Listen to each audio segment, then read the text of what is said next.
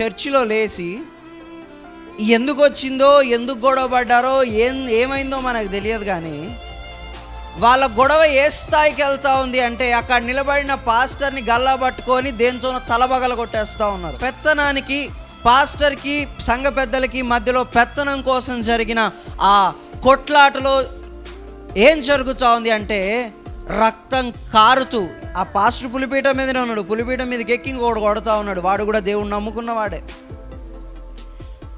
ఇది మన సంఘాలలో మనం అంత ఈజీగా మనకు కనిపించదు, అది ఉండదు. కానీ మీకు ఈరోజు నేను ఇది ఎందుకు చెప్తా ఉన్నాను అంటే ఆ రోజు అక్కడ జరిగిన ప్రతి ఒక్కడు పుట్టిన దగ్గర నుంచి క్రైస్తవుడే అంటాడు. వాడిని లేపి అడిగితే 23వ కీర్తన చెప్తాడు, 91వ కీర్తన చెప్తాడు, 1వ కీర్తన చెప్తాడు, 2వ కీర్తన చెప్తాడు. ఎన్ని వాక్యాలు కావాలంటే అన్ని వాక్యాలు కంఠస్థంతో చెప్తాడు. కానీ వాని బ్రతుకులో సిగ్గు లేదు, భక్తి లేదు, వాని జీవితంలో మార్పు లేదు. ఏముంది అంటే విర్రవీగడం.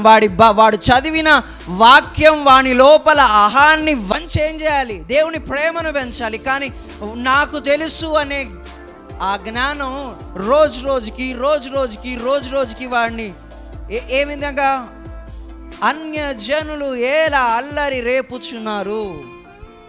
ఈరోజు ఎన్నో సంఘాలలో అల్లర్లు, ఎలక్షన్లు, గొడవలు, గ్రూప్ మీటింగ్లు, ఎన్ని ఉండాలో అన్నీ ఉంటా ఉన్నాయి.